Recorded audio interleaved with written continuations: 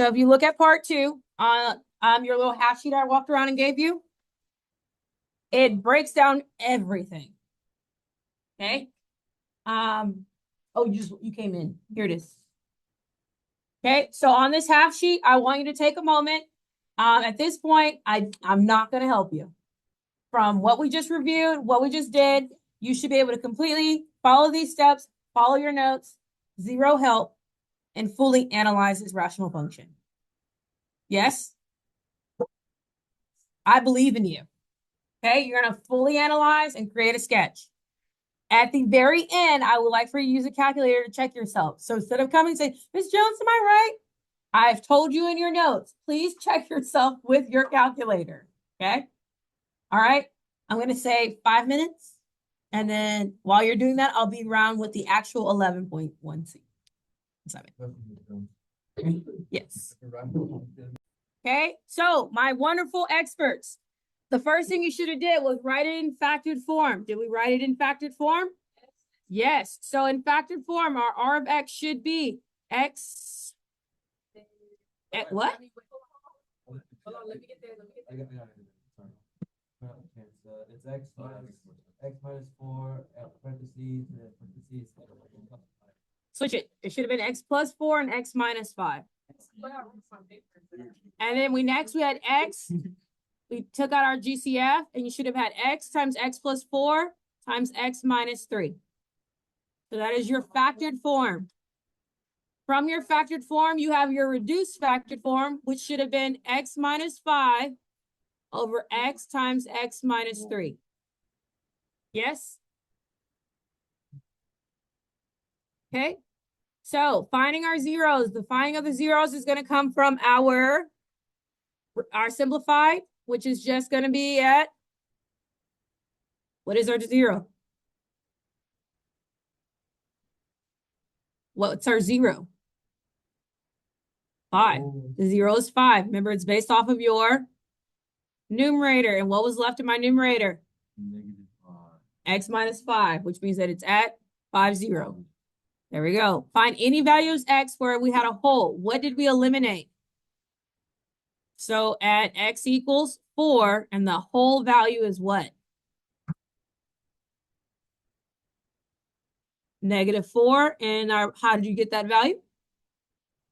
You plugged it in. So -4 minus 5 is -9. -4 minus 3 is -7. -7 times -4 is 28. No, that's 11. Applause 28.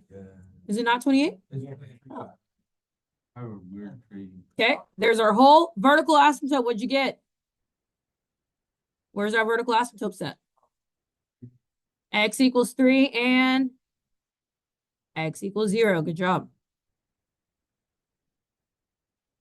All right, horizontal asymptote. It's at 0.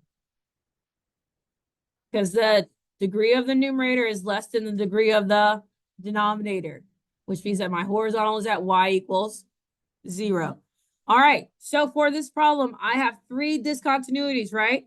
I have a whole and 2 vertical asymptotes, which total it to be 3 discontinuities. And therefore, my domain is going to be a little bit more expanded. Make sense?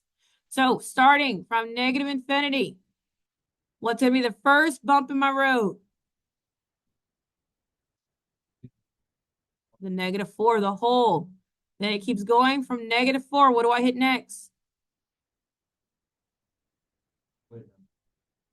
0. Keep going. Then from 0, I head to 3. And then 3 to infinity. Yes. There's some hole at X equals 5 in a horizontal asymptote of Y equals 0. The line crosses the horizontal asymptote. Yeah, that's what I was thinking. What? So then you're at 5 and the horizontal asymptote is 0. Remember I told y'all that we cross horizontal asymptotes are not as permanent. It usually crosses when there's an intercept, x-intercept.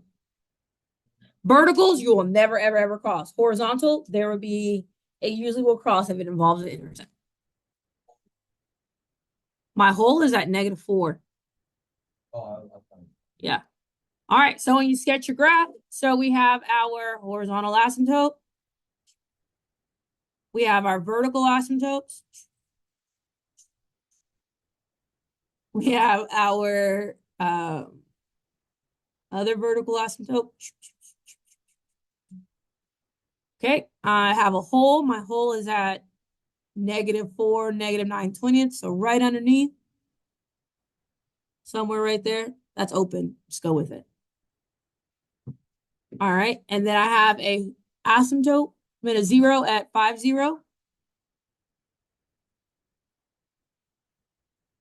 To figure out what's happening on the in-between part here, you would need to choose a point and test it out. It's the only way you can do it. So if I chose 2 and I plug 2 in, 2 minus 5 is -3. 2 minus 3 is -1 times 2 is.